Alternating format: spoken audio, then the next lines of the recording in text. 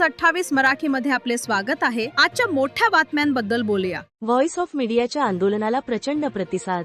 राज्यातील पत्रकार, डिजिटल माध्यमे, साप्ताहिक आणि रेडिओ या पत्रकार यांना भेडसावणाऱ्या गंभीर प्रश्नांबाबत voice of media VOM international forum च्या वतीने नागपूर हिवाळी अधिवेशनाच्या पार्श्वभूमीवर नागपूर येथील यशवंतराव चव्हाण स्टेडियमवर जोरदार आंदोलन उपोषण सुरू करण्यात आले आहे। पत्रकार आणि पत्रकारितेशी संबंधित 33 मागण्यांवर तातडीची कार्यवाही करण्याची मागणी येथे करण्यात आली आहे।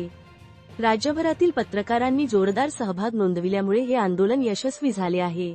पत्रकार सुरक्षा कायदा सक्षम करून तात्काळ FIR, जलद न्यायालय व संरक्षण यंत्रणा लागू करावी। जिल्हा व तालुका पातळीवर पत्रकार संरक्षण अधिकारी नेमावेत। पत्रकार व त्यांच्या कुटुंबियांसाठी 10 लाख आरोग्य विमा व 25 लाख अपघात विमा लागू करावा। पत्रकारांसाठी स्वतंत्र निवृत्तीवेतन योजना सुरू करावी। जिल्हा माहिती अधिकारी व उपसंचालक पदे रिक्त असल्याने कामकाज ठप्प आहे। सर्व रिक्त पदे तातडीने भरावीत। जाहिरात धोरणात नियमित साप्ताहिकांना अग्रक्रम द्यावा। ज्याच्या अटी शिथिल करून साप्ताहिक नियतकालिकांची परंपरा टिकून राहील याची व्यवस्था करावी।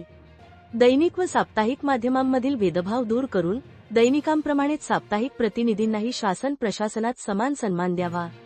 News portal, YouTube news channel व इतर डिजिटल प्लॅटफॉर्मना अधिकृत वृत्त माध्यमाचा दर्जा द्यावा।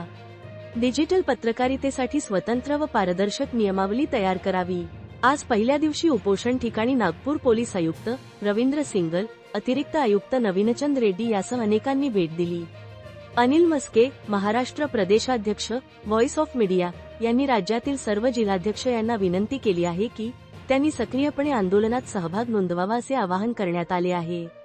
Voice of media VOM international forum च्या वतीने नागपूर हिवाळी अधिवेशनाच्या पार्श्वभूमीवर नागपूर येथील यशवंतराव चव्हाण स्टेडियमवर जोरदार आंदोलन उपोषण सुरू करण्यात आले आहे। राज्यातून पदाधिकारी मोठ्या प्रमाणात सहभागी आहेत। नागपूर ग्रामीण रिपोर्टर इशिका धार्मिकची रिपोर्ट।